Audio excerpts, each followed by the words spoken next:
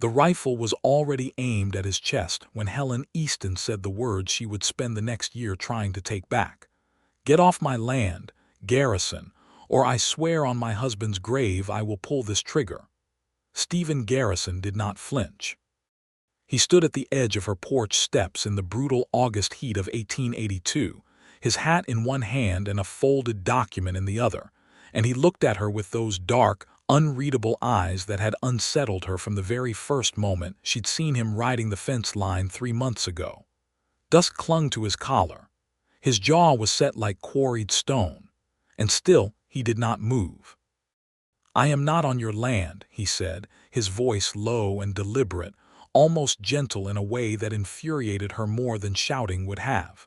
"Look at your feet, Mrs. Easton, then look at mine." She did not want to look. She did not want to acknowledge that he was technically standing in the dry creek bed that divided the Easton property from the Garrison ranch, that invisible line of contested geography that had been the source of everything ugly between their two families since before her husband Robert had died. But she looked anyway, because Helen Easton had never been a woman who hid from the truth, even when the truth was inconvenient. He was right. His boots were in the creek bed. He had not crossed onto her property. She lowered the rifle an inch, just an inch. "Then state your business from there," she said, and Stephen Garrison looked at her for a long, still moment that seemed to stretch out across the flat Texas plain like the horizon itself, endless and too bright to look at directly. He turned the document over in his hands once. Then he said it, so quietly that she almost thought she'd misheard. "This land borders yours." She understood immediately that it was his way of asking. Not asking to buy it, though the land was what he held in his hand, the deed, the survey, the legal document his lawyer in Abilene had drawn up representing the 47 acres of scrub and mesquite that ran along their shared boundary. He was not asking to purchase it in the cold commercial sense that the land broker in town had been badgering her about for months.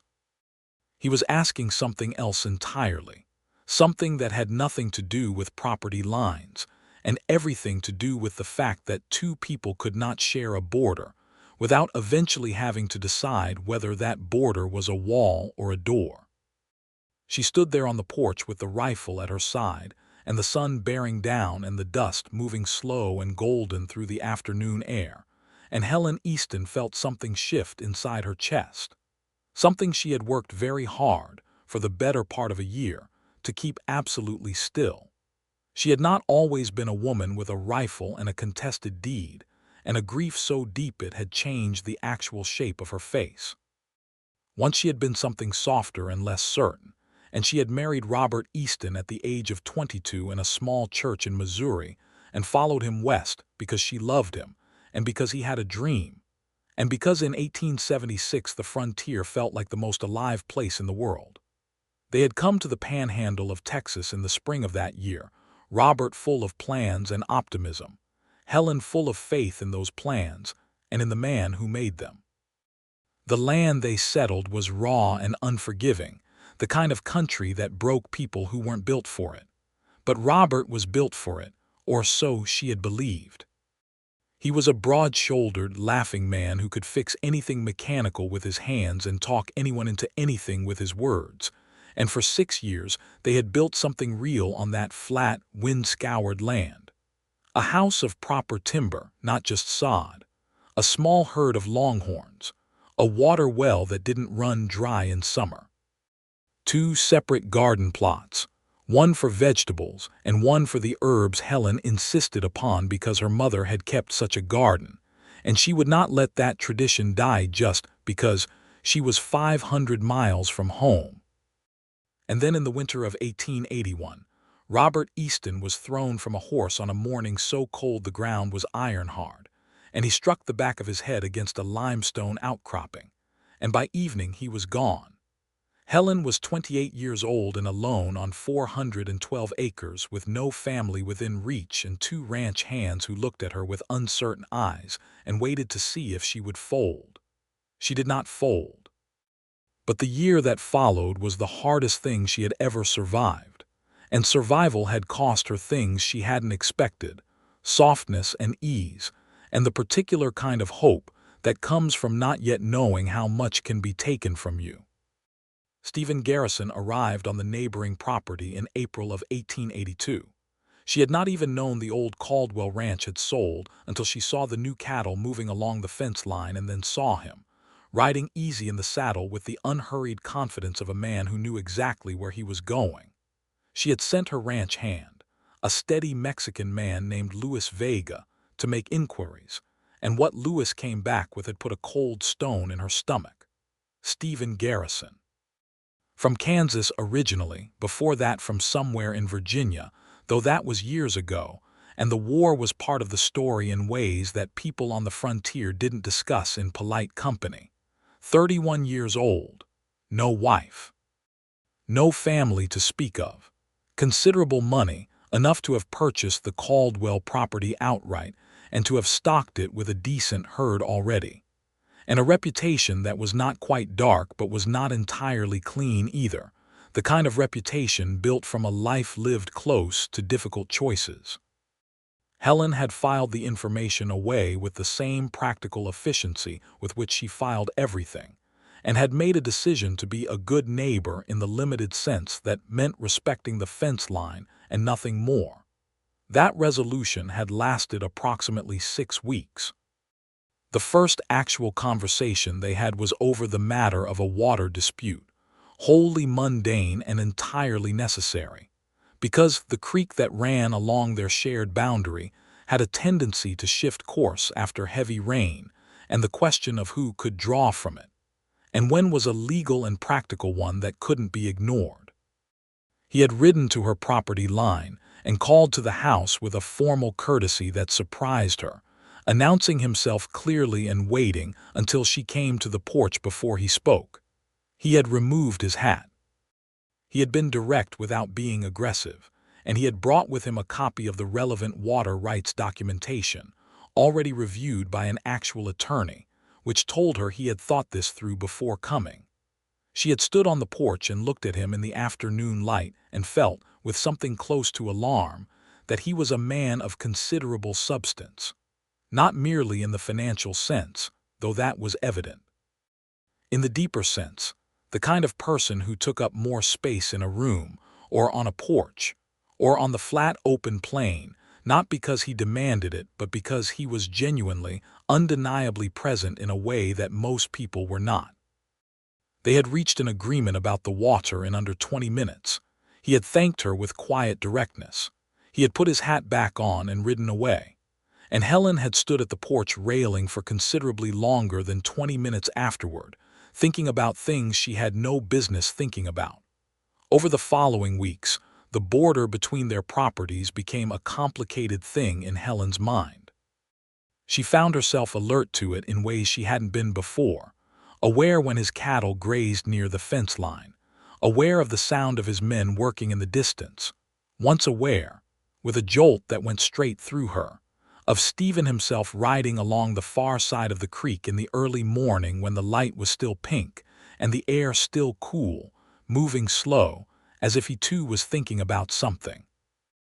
They had 5 more conversations over those weeks, each one arising from practical necessity.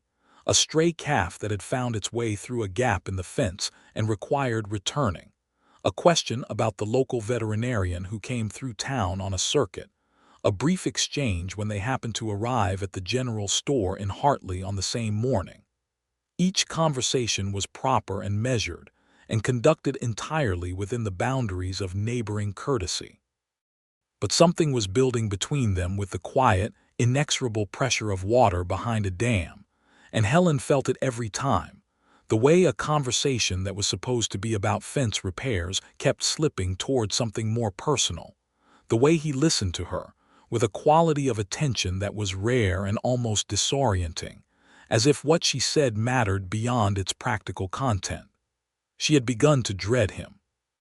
Not because he frightened her, he did not frighten her, but because he made her feel things she had put away, and she was not at all certain she wanted them taken back out. And then the situation with the land broker had begun.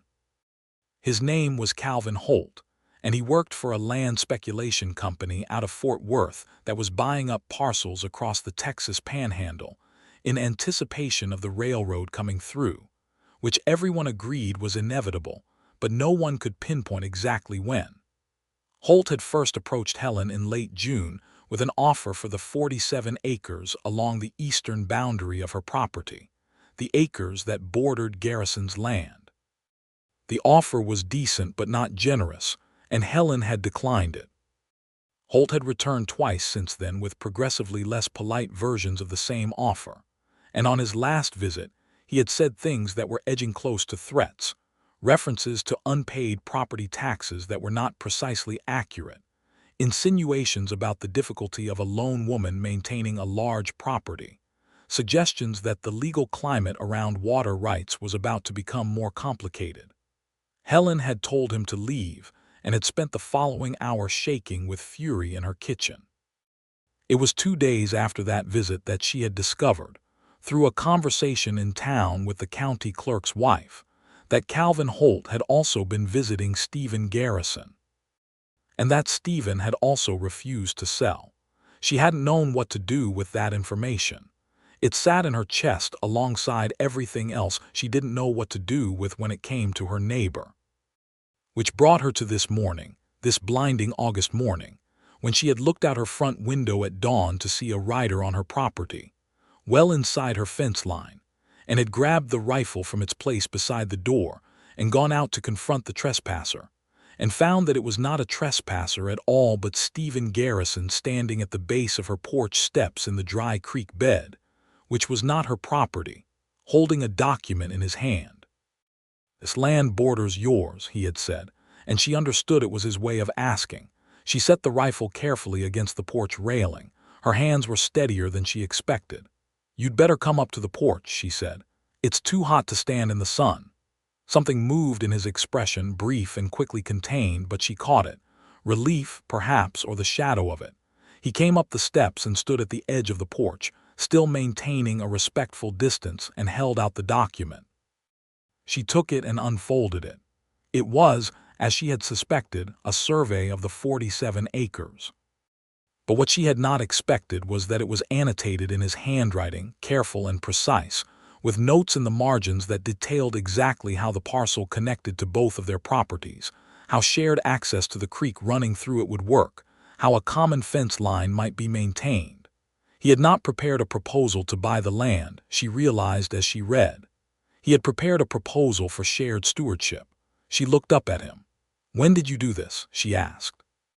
"Over the past few weeks," he said. "When Holt started making his rounds, you knew he'd come to me. I suspected." "You could have come to me directly," she said, and she heard the edge in her own voice and didn't try to soften it. "Weeks ago, instead of arriving on my porch at sunrise with a document." "Yes," he said simply, "I could have." The honesty of that disarmed her more than any explanation would have. He did not make excuses. He acknowledged the misstep plainly. She looked back at the document in her hands. "You know this won't stop Holt," she said. "A gentleman's agreement between neighbors doesn't carry legal weight if he comes at us from a different angle." "No," Stephen agreed. "It doesn't. So what are you proposing exactly?" He was quiet for a moment. A dry wind moved across the porch and lifted a strand of hair against her cheek, and she pushed it back. He watched her do it in the way he sometimes watched things, that quality of careful attention she had never fully got used to. "I'm proposing a formal partnership," he said.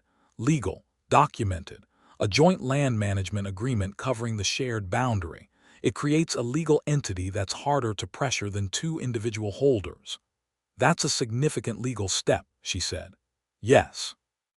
"It would require a lawyer, filing with the county." "Yes." "It would bind our properties together in a way that would complicate any future sale or transfer of either parcel." "Yes," he said again, and now his voice had dropped another register, quiet in a way that had nothing to do with legal documents and everything to do with the fact that they both knew what they were actually talking about. "It would bind them." Helen folded the document carefully along its original creases and held it against her chest for a moment. The sun was climbing and the heat was building, and somewhere in the distance one of his cattle made a long, low sound. "Come inside," she said.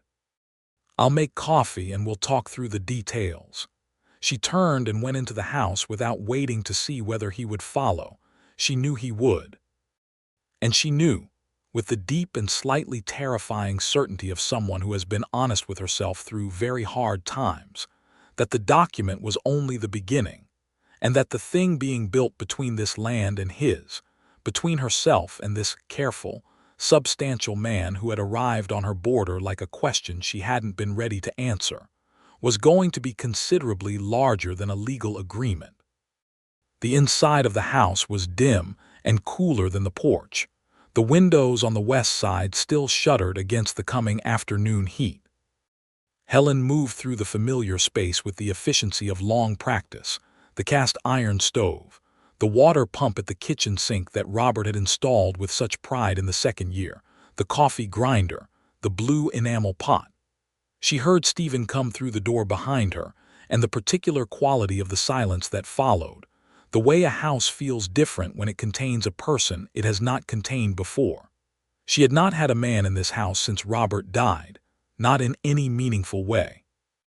Louis Vega came to the back door sometimes for instructions, and once she had had the circuit preacher for supper, but this was different. She knew it was different, and she focused on grinding the coffee with more attention than it required. "You have a good house," Stephen said from behind her. She glanced back to find him standing near the doorway, not advancing into the room without invitation, taking in the space with an expression that held something like recognition. "Robert Easton built it." "Yes, and I've maintained it. I can see that." She poured the ground coffee into the pot and set it on the stove. Then she turned to face him, leaning back against the counter and crossing her arms in a posture she recognized as self-protective, but chose not to change. "Tell me about Holt," she said. "What exactly did he say to you?" Stephen came farther into the kitchen then, pulled a chair out from the table with that unhurried deliberateness he brought to everything, and sat. He removed his hat and set it on the table. Without it he looked younger and somehow more exposed, the planes of his face unshaded, a faint scar along his jaw that she had noticed before and filed away. "He came to me 3 times, Stephen said. The first time with a fair offer that I declined. The second time with a less fair offer, and some commentary about how a bachelor running a large property solo was an unstable investment. The third time he mentioned that the railroad company had an attorney looking into historical land grant irregularities across the county." Helen felt the cold thread move through her. "That's a threat." "It's the shape of one," Stephen said. "Whether there's substance to it, I don't know. The land grants in this county are legitimately complicated in some cases. Not mine. I have clean title." "As do I," she said, though as she said it she felt the faint anxiety of someone who has never fully trusted the permanence of good fortune. Robert's purchase of their land had been straightforward, she knew that, but straightforward didn't mean attack-proof, and Calvin Holt had the kind of oily confidence that came from having won before. "Do you have your title documents in order?" Stephen asked. He said it without any implication that she might not, a simple practical question. "Yes, stored in the lockbox in the bedroom and copies with the county clerk." "Good." He paused. The coffee had begun to make its sounds on the stove. "There's something else Holt said on his 3rd visit that I haven't told you yet." She looked at him steadily. "Then tell me." "He suggested that our 2 properties would be more valuable to his company and more vulnerable to their pressure if they were kept separate. He said, and I am repeating his words exactly, that a lone widow and a newcomer without community ties make easier targets than an established operation." The fury came back, clean and sharp. Not the shaking kind from before, but the cold kind, the kind that made her think clearly. "He's right," she said, "which is exactly why your proposal makes sense." Stephen looked at her. "Yes. I want to read the full document tonight," she said. "I'll want Louis to read it too. He's been with this property since before Robert died, and I trust his judgment." "That's reasonable." She poured the coffee into 2 cups and brought them to the table and sat across from him. Up close like this, in the dim kitchen light, she could see the lines at the corners of his eyes and the way he held his cup with the careful grip of someone who had learned not to waste warmth. There was something about him that she associated with endurance, a quality of having been through things and having come out the other side still recognizably himself, and she wondered not for the first time about the specifics of what those things had been. "Tell me something," she said, "about yourself, not the legal proposal, something true." He looked at her across the table and the quality of his attention shifted to that particular register, the one that made her feel uncomfortably seen. "What would you like to know? Why here? Why this specific piece of land?" He was quiet for a moment, turning his cup in his hands. Then he said, "I came through this part of the country in the fall of 1880. I was on my way somewhere else, somewhere I no longer needed to be, and I stopped in Hartley for supplies and rode out of town heading west and came across the Caldwell land in the late afternoon light. It was just land, flat and dry and not particularly beautiful by any standard measure." He paused. "But it felt like somewhere I could stop running." The directness of that hit her somewhere unguarded. She made herself hold his gaze. "What were you running from?" she asked. "The version of myself that existed before I came here," he said. "A war, poor choices made in its aftermath, a life in Kansas that had a shape I didn't choose." He looked at her steadily. "Nothing criminal, nothing that would cause you to retract your invitation to come inside, but things that took a long time to get clear of." She believed him. She didn't know precisely why, except that he had a quality of directness that made lying feel structurally impossible for him. Not a moral absolute but a personal one, something too costly to bother with. "I lost a husband," she said. "That's my version of it, the thing that changed the shape of everything." "I know," he said quietly. "I'm sorry." "I don't want sympathy," she said, not harshly. "I want you to understand that I have rebuilt this life from the ground up, and I am not inclined to let Calvin Holt or anyone else threaten it." "I understand that," Stephen said. "It's one of the things I most respect about you." The directness of the compliment landed between them like something dropped, solid and real. She looked at her coffee, he looked at his. "I'll review the document tonight," she said again, "and I'd like to meet with an attorney. There's a man in Amarillo, Harlan Briggs, who handled Robert's estate. He knows our title history." "That's a 2-day ride," Stephen said. "Yes, can you give me a week?" "I can give you whatever time you need," he said.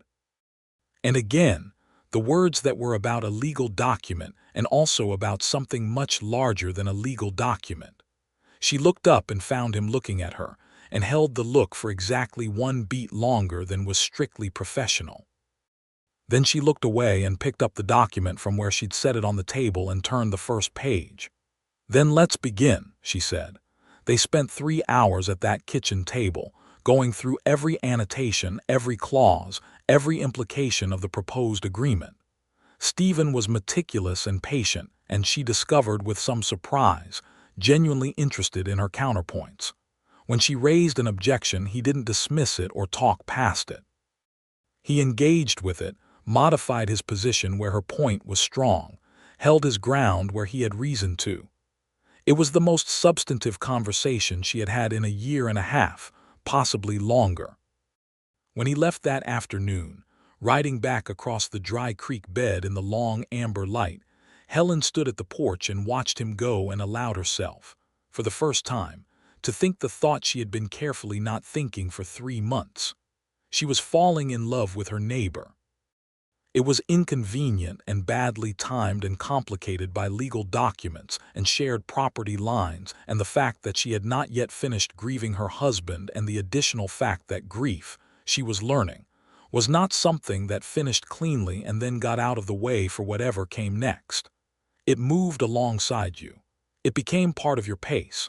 But there it was. Undeniable, the way the horizon was undeniable. You could look away from it, but it did not go away.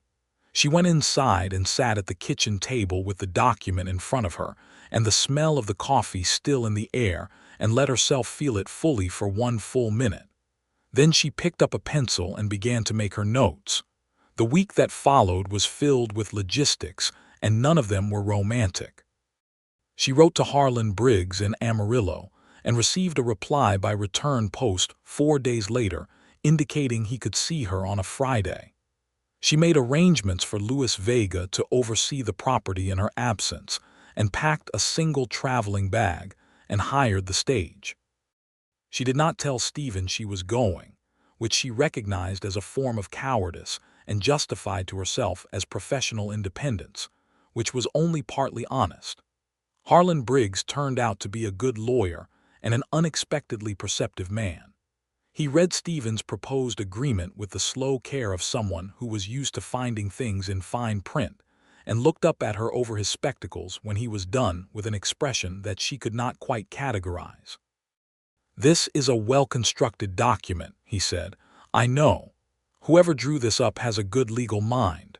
He had help from an attorney in Abilene, I believe.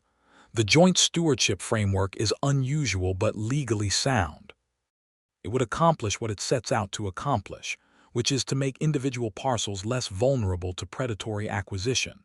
Yes, it would also bind your properties together in a way that would persist beyond either party's individual circumstances," Briggs said carefully.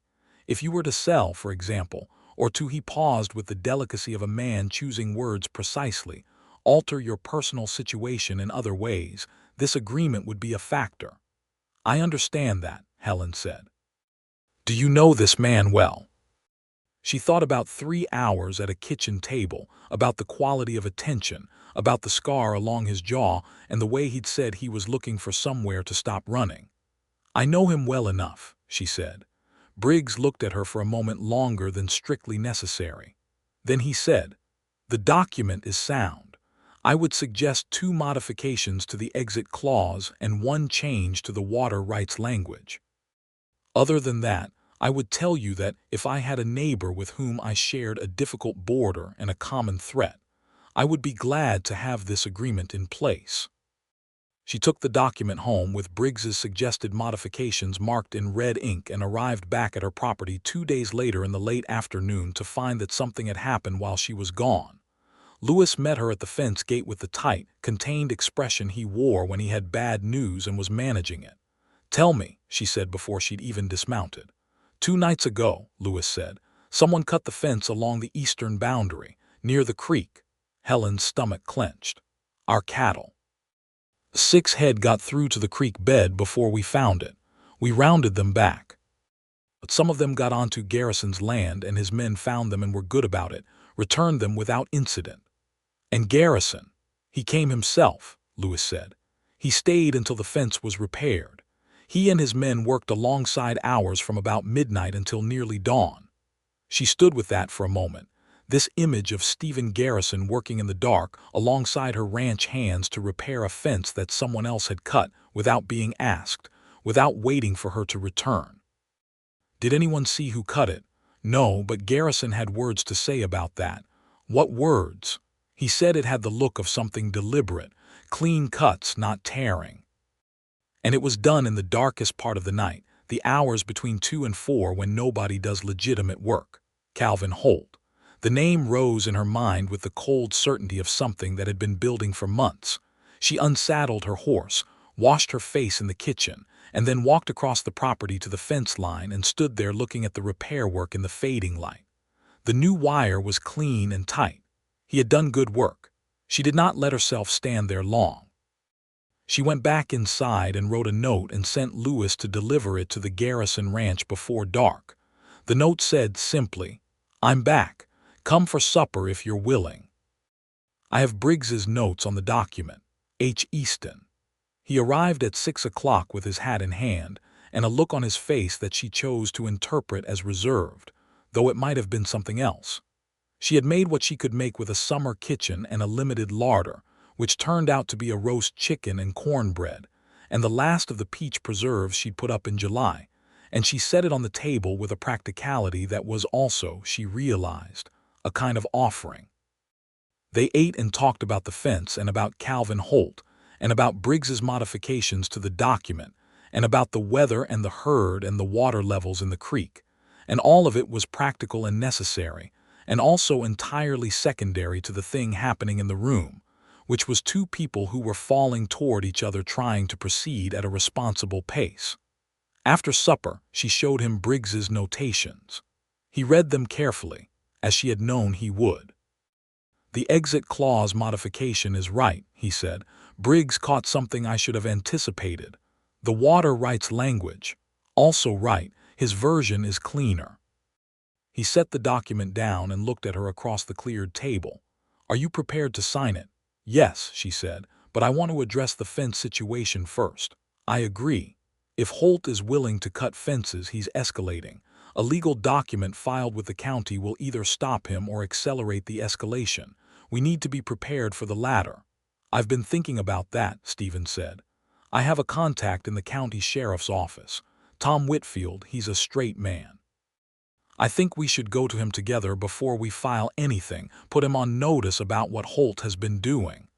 "Together," she said. "It carries more weight," he said simply. "Two property owners with a formal complaint and documentation is harder to dismiss than one." She nodded. "All right, together then." There was a brief silence in which the word together seemed to resonate in the room slightly longer than its practical meaning required. "Helen," he said, and it was the first time he had used her given name, just like that, without preamble or apology. Her name in his voice was a different thing than it was anywhere else. It landed somewhere in her chest and stayed there. "Yes," she said, in a voice that was steadier than she felt. "I want to be honest with you about something beyond the legal document." She sat very still. "Then be honest." "I came to your property line this morning with that document because it was the most legitimate reason I had for coming to you," he said. "The land issue is real. Holt is a genuine threat. But I had been thinking about reasons to come to your porch for considerably longer than it took me to draw up that document." She looked at him across the table for a long, still moment. "I know," she said. He held her gaze. "I don't want to push past where you are." "Where I am," she said carefully, "is not where I was 8 months ago or even 3 months ago." "And where is that?" "Somewhere between the life I had and whatever comes next," she said. "Still finding my footing. But not, I think, as unsteady as I was." He was quiet, listening in that way he had, the complete quality of it. "I'm not asking you to decide anything tonight," he said. "But I wanted you to know that the document isn't the only thing I came here about."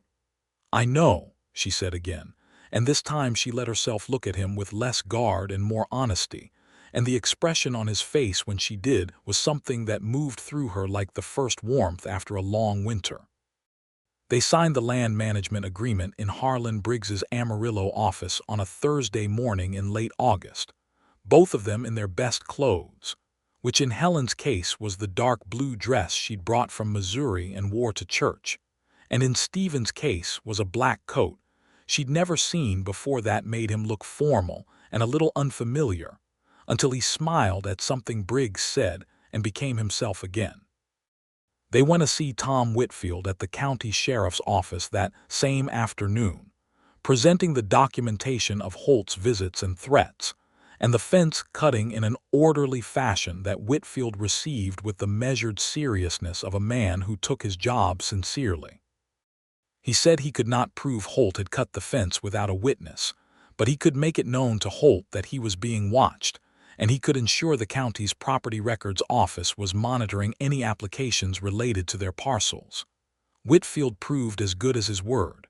Within a week, Calvin Holt made one more visit to Helen's property, looked at the document she showed him with the county clerk's recording number on it, and rode away without another word. He did not come back.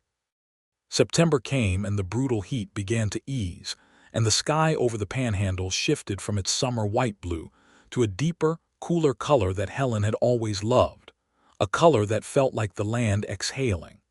She and Stephen had developed, by now, a habit of meeting at the fence line on Sunday mornings, ostensibly to discuss shared property matters, but in practice to do something that was increasingly difficult to categorize as merely practical.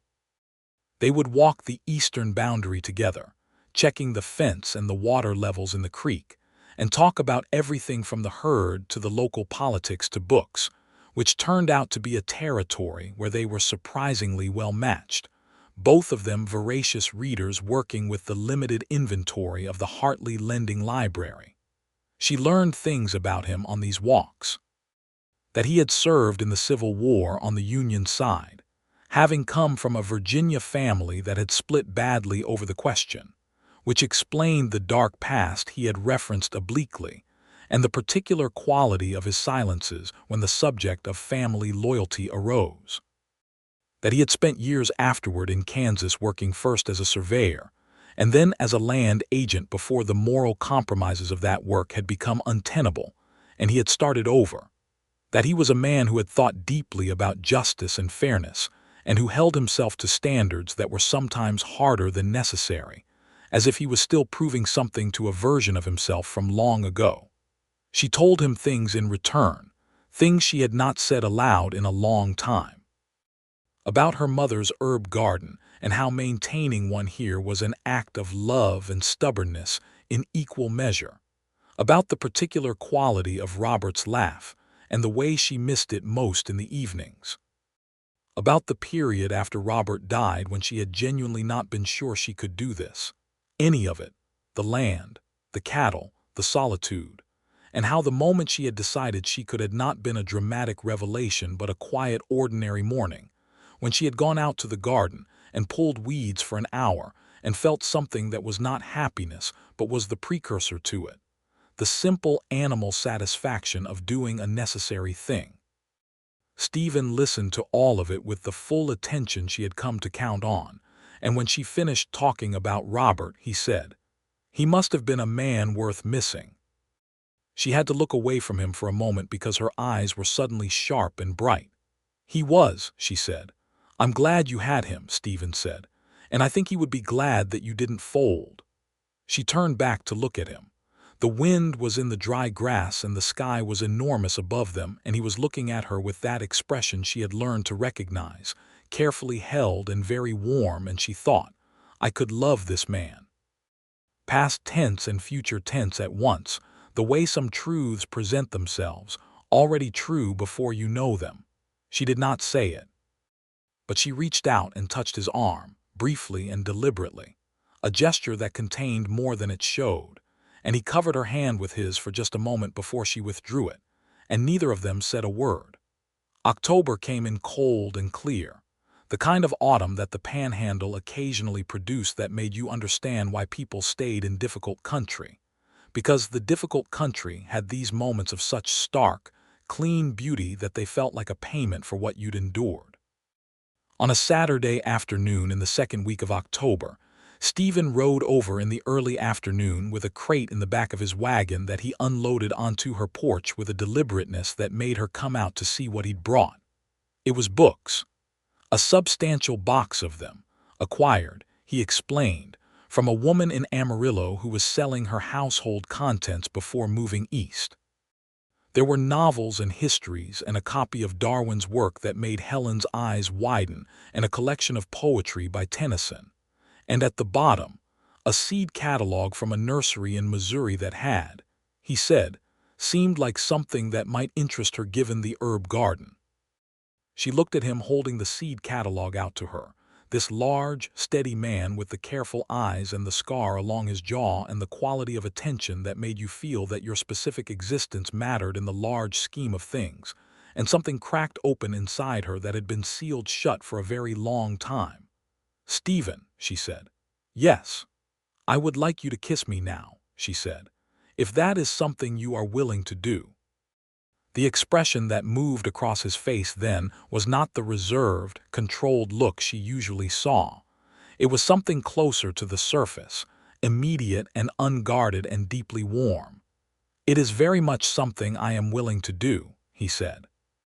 He set the seed catalog on the porch railing and stepped toward her, and the space between them closed in a way that felt both sudden and inevitable, like a river, finally reaching the place it had been moving toward all along.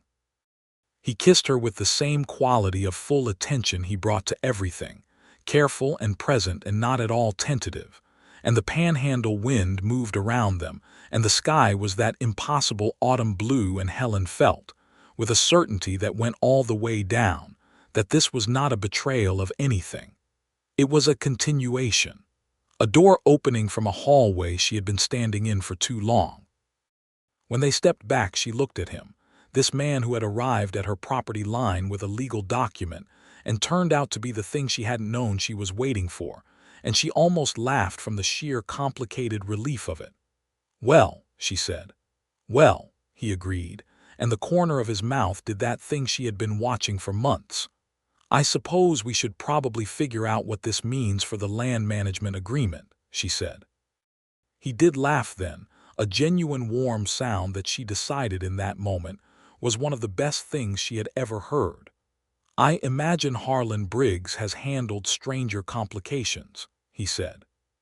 She picked up the seed catalog and the Darwin book and carried them inside, and he brought the rest of the crate, and they spent the rest of the afternoon sitting in the front room reading and talking in a companionable ease that felt as natural and as new and as significant as anything she had experienced in years.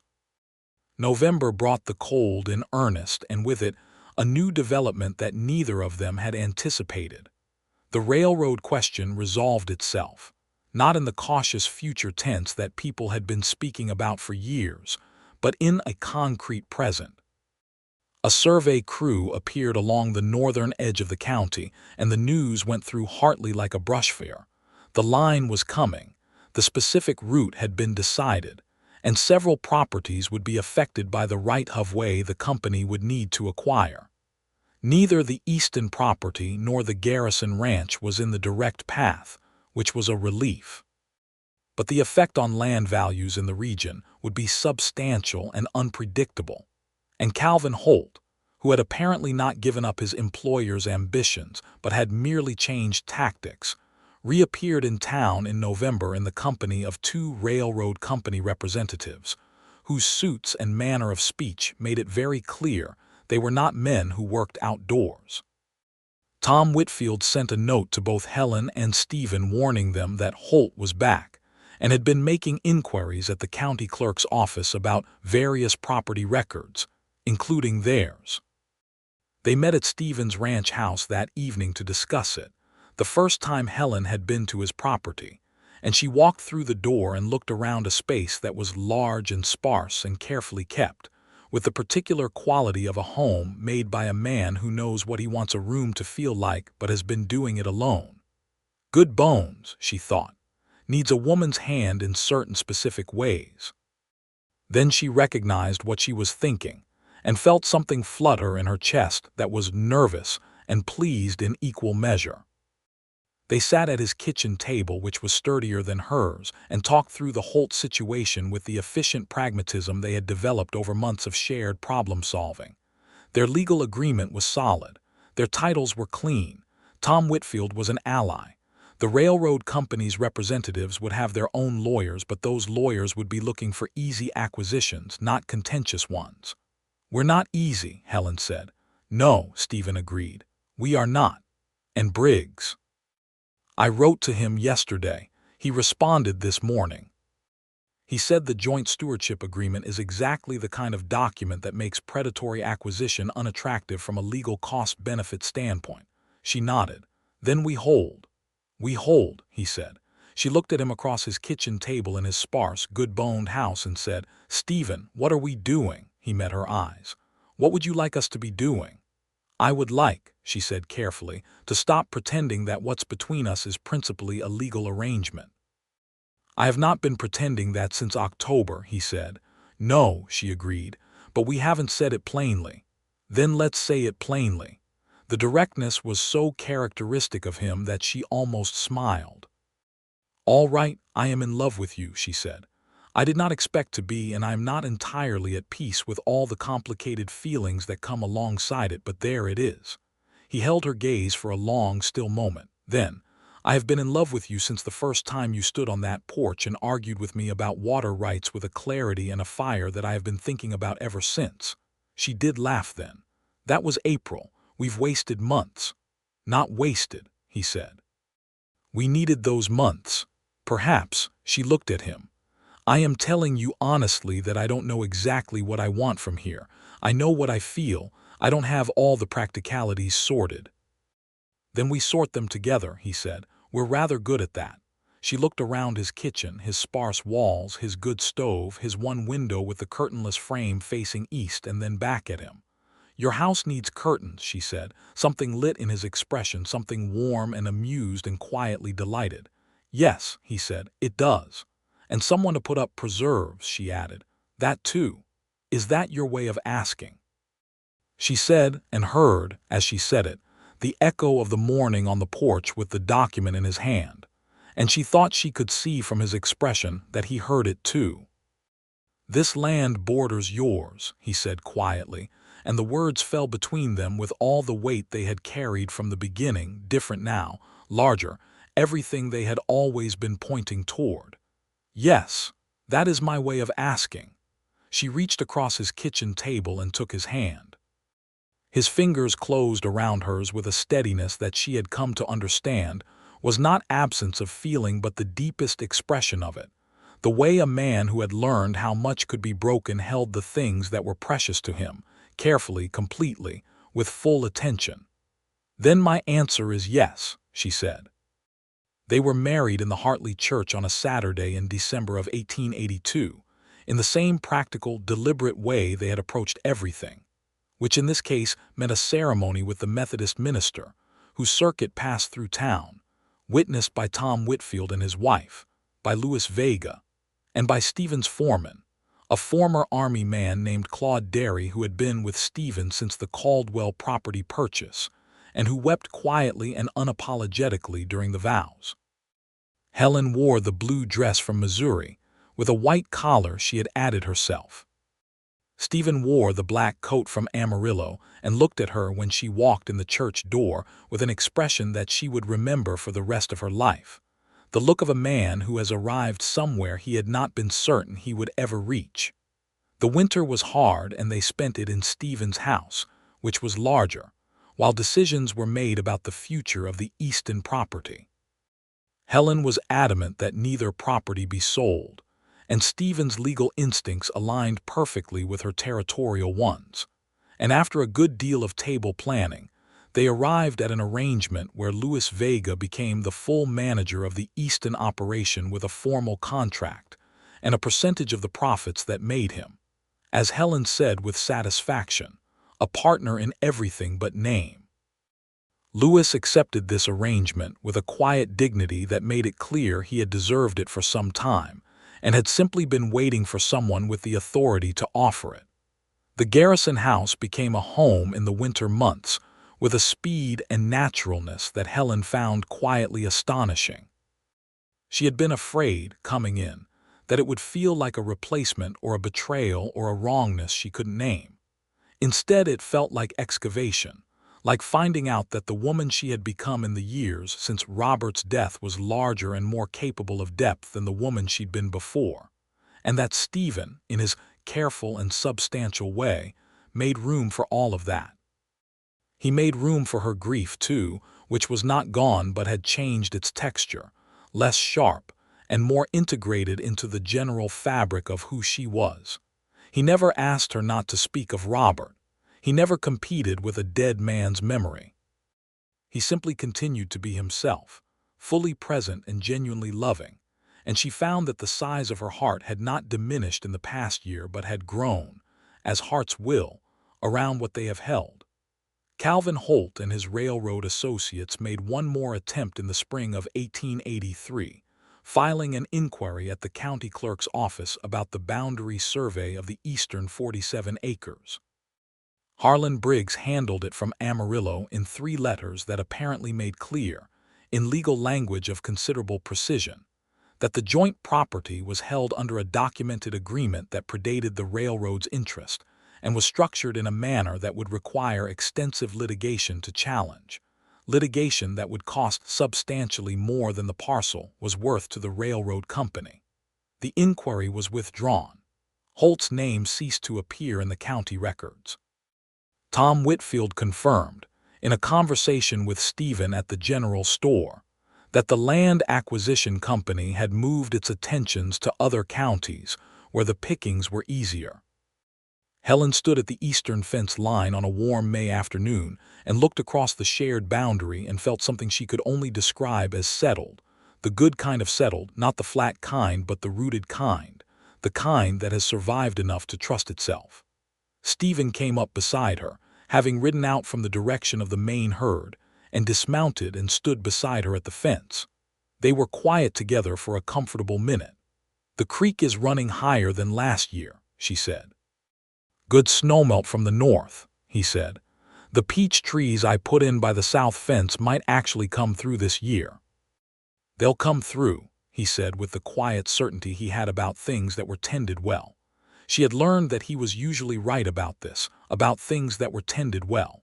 She looked at the fence and the creek and the flat country beyond and thought about the morning, not quite a year ago now, when she had stood on the porch with a rifle, and he had stood in the creek bed with a document and said the words that had changed everything. "Do you remember what you said?" she asked. "That morning." "Every word," he said without hesitation. "I nearly shot you. I was aware of the possibility. You didn't flinch." "I had something to say," he said simply. She looked at him with the full, uncomplicated warmth she no longer needed to guard or qualify. "I'm glad you said it." He put his arm around her and she leaned against him in the May afternoon, and the creek ran higher than last year and the peach trees were, as he had predicted, going to come through. In June she told him she was with child. She said it at the kitchen table over breakfast, directly and without preamble, because that was how she said things and he would not have wanted it any other way. He put down his coffee cup and looked at her, and the expression on his face went through something quick and unguarded that she recognized as joy, genuine and undiluted. And then he got up from the table and came around to her side and knelt beside her chair and took her hands in his, which was a level of demonstrativeness that surprised her, given his usual manner, and made her love him more precisely for it. "Are you well?" he asked. "Perfectly well," she said. "I've checked with the doctor. Everything is as it should be." "Are you frightened?" "Yes," she said honestly. "A little, are you?" "Considerably," he said, which made her laugh. And he laughed too, there beside the kitchen table in the June morning light. Two people who had built something real from contested ground, and were watching it grow past what they had planned. The child was born in February of 1884, in the coldest part of a cold winter, delivered by the Hartley doctor with Stephen in the hallway and Louis pacing in the yard, and the whole house full of a waiting that had a particular quality of intensity that Stephen would later say was the longest several hours of his life. The baby was a boy, healthy and vocal from his first breath, with an expression in his early days that Claude Derry said looked like a man assessing real estate, which made everyone in the ranch house laugh. They named him James Robert Garrison, the Robert for Helen's first husband, a choice she had made before the birth, and presented to Stephen expecting debate and receiving instead a stillness, and a warmth that she understood was his deepest form of yes.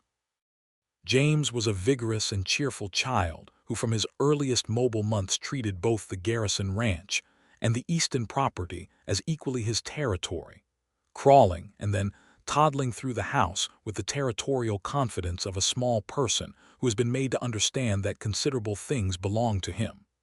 He had Helen's eyes and Stephen's jaw and a laugh that was his own entirely, something that had not existed in the world before him and now, quite simply, could not be imagined out of it. Helen continued to manage her half of the joint property with the same direct efficiency that had kept it alive through the hardest years. Stephen continued to ride the range with the unhurried competence of a man who was exactly where he should be. Louis Vega had, by the following year, taken on an assistant of his own, a young man from a family 2 counties over named Pedro Reyes, who showed the same natural affinity for land and cattle that Louis had. The herb garden beside the south fence of the Garrison house grew, over the years, to a size that would have impressed Helen's mother, who had grown up in Missouri and could not have imagined the flat Texas panhandle as the kind of country where things could take root and flourish. But they could. They did. The trick, Helen had learned, was knowing what the ground could sustain and planting accordingly, not trying to grow Missouri in Texas, but finding what was native to this specific earth and giving it the right conditions. She thought about this sometimes in the way that people think about metaphors that have proven themselves, quietly, and with the satisfaction of confirmed intuition. In the autumn of 1885, Calvin Holt returned to the county one final time. Not on behalf of the Land Speculation Company, which had folded after overextending in 3 different counties, but apparently on his own account, looking, it seemed, to make a fresh start in the region. He passed through Hartley and had the misfortune to encounter Tom Whitfield, who was still the county sheriff and who had a long and accurate memory, and the conversation that followed was, by Whitfield's account when he told Stephen about it afterward, brief and clarifying. Holt left the county the same day and did not return. Helen received this news with a satisfaction that she did not bother to moderate. Some feelings were simply correct. The following spring, 1886, Stephen came to her in the garden on a Sunday afternoon where she was working with the deep-focused pleasure of someone doing a thing she loves, and he sat on the bench beside the south fence and watched her for a while with the particular quality of attention that still, after 4 years, made her feel warmly conspicuous. "I've been thinking," he said. "A dangerous habit," she said without looking up from the rosemary she was trimming. "About the eastern boundary." She did look up then. "What about it? The 47 acres. They're under the joint agreement." "Yes, but I was thinking they could be something more specific." He paused. "We could formalize them as the Garrison Easton property, not under the joint stewardship language but under a direct consolidated deed. One property." She sat back on her heels and looked at him. "You want to merge the deeds?" "Yes. That would mean the properties are legally one." "Yes. No longer 2 neighboring holdings but a single entity." "Yes," he said. And then, with the quiet, deliberate quality she had loved in him from the beginning, "We are one family. The land should reflect that." She looked at him for a long moment in the Sunday afternoon light, this man who had arrived at her property line with a document and changed everything, this careful, substantial, deeply loving man who still, after 4 years of marriage, continued to surprise her with the directness and sincerity of what he felt. "Yes," she said simply. The consolidated deed was filed with the county clerk in May of 1886. The Garrison Easton property, as the document designated it, covered just over 800 acres of Texas Panhandle land, bounded on the north by the old Caldwell Road, and on the east by the dry creek that had been the site of the original conversation, which still ran each spring with enough water to matter, and which had, over the years, become something of a landmark of private significance. James, who was 2 years old by then, and expressing strong opinions about the nature of the universe with the vocabulary available to him, referred to the creek as the water, with a proprietary pride that made both his parents smile every time. In the late summer of 1886, Helen discovered she was expecting again. She told Stephen over breakfast again, in the same direct way, and he responded with the same quality of uncomplicated joy, though this time he did not kneel beside her chair but instead reached across the table and took her hand and held it in his in the way he held things that were precious to him, carefully and completely. The second child was also a boy, born in April of 1887. They named him William Stephen Garrison, the William for Stephen's father, with whom he had made a kind of peace in the years since the war, not a full reconciliation of all that had divided them, the war and the family split and the painful aftermath, but a correspondence that acknowledged what had been and did not pretend it hadn't while also not refusing to move forward. Helen had encouraged this correspondence with the firm but gentle practicality she brought to most things, and she had written once to Stephen's father herself, a letter that she showed to Stephen before sending, which said plainly that his son was a man of considerable honor who had built something good in difficult country, and that she hoped he knew it. The older Mr. Garrison had written back to her directly, a letter that was stiff in places but genuine in its essentials, and she had found a photograph in the envelope, a daguerreotype of Stephen at perhaps 15, which she had put in the frame on the bedroom dresser beside the photograph of Robert that had always been there. Stephen had noticed it one morning and stood looking at it for a moment without speaking. "It belongs there," she said from across the room. He looked at her, and the look had everything in it, the dark past and the years of finding his way clear and the thing they had made together, all of it at once. "You are a remarkable woman, Helen Garrison," he said. She straightened the frame on the dresser with a small, deliberate movement. "Yes," she said, "I am." He laughed, warm and full, and James, who was in the next room attempting to organize his toy soldiers into some kind of administrative structure, called out to ask what was funny, and Stephen went to explain to their son with the patient humor he brought to everything James asked. And Helen stood at the dresser for a moment looking at the two photographs side by side, her first husband and her husband's father, and felt the particular gratitude of someone who has survived her own story long enough to see its shape. The years continued to prove themselves. The railroad that had been a source of anxiety became, in its actual arrival in 1888, a significant advantage for the Garrison-Easton operation. The line came through 20 miles south of the property, close enough to make shipping cattle to market substantially more efficient and substantially less expensive than the long drives had been. Helen negotiated the first shipping contract herself, with Stephen beside her taking notes, and got a rate that the cattle buyer said he had not agreed to with anyone else in the county, which Helen accepted as the natural consequence of thorough preparation. Luis Vega married a woman named Consuela Medrano in the spring of 1889, the ceremony conducted in the Catholic tradition in a neighboring family's home, with Helen and Stephen as honored guests and James, now 5 years old, serving as an extremely earnest ring-bearer who was told 3 times by his father to walk slowly, and interpreted this instruction, in the way of 5-year-olds, to mean something between his current pace and stopping entirely. William, 2 years old by then, attended the wedding in Helen's arms and fell asleep during the vows and woke up at the reception, and ate an extraordinary amount of sugar bread before anyone thought to intervene. The property in 1890 was a genuinely flourishing enterprise. Not wealthy by the standards of the large cattle barons who controlled vast swaths of the territory, but stable and productive and owned without debt by people who worked it with full understanding of every acre.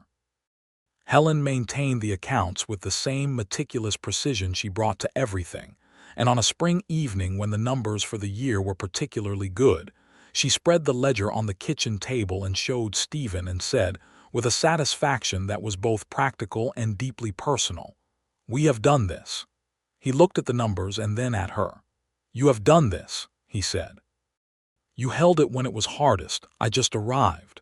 "You arrived," she said, "at exactly the right moment and said exactly the right thing." He shook his head slightly, the way he sometimes did when he was moved and processing it. "The land bordered mine," he said, "and you made it your way of asking," she said, "and I said yes." He reached across the ledger and the columns of numbers, and touched her face with the same quality of attention he brought to everything, careful and complete, and she leaned into his hand for a moment in the kitchen of their house, their consolidated, undivided, hard-won home on the Texas Panhandle, with the sound of 2 sleeping boys somewhere in the back rooms and the spring wind moving around the eaves. "What do you want?" he asked in the way he sometimes asked it, meaning the large version of the question, the years ahead, the horizon. She thought about it honestly, as she always did. "More years like this one," she said. "The peach trees to come through again." For James to grow up knowing how to read a survey and treat a neighbor fairly. For William to have that same laugh his brother has, to keep this land in good health and pass it to them in better condition than we found it. She paused.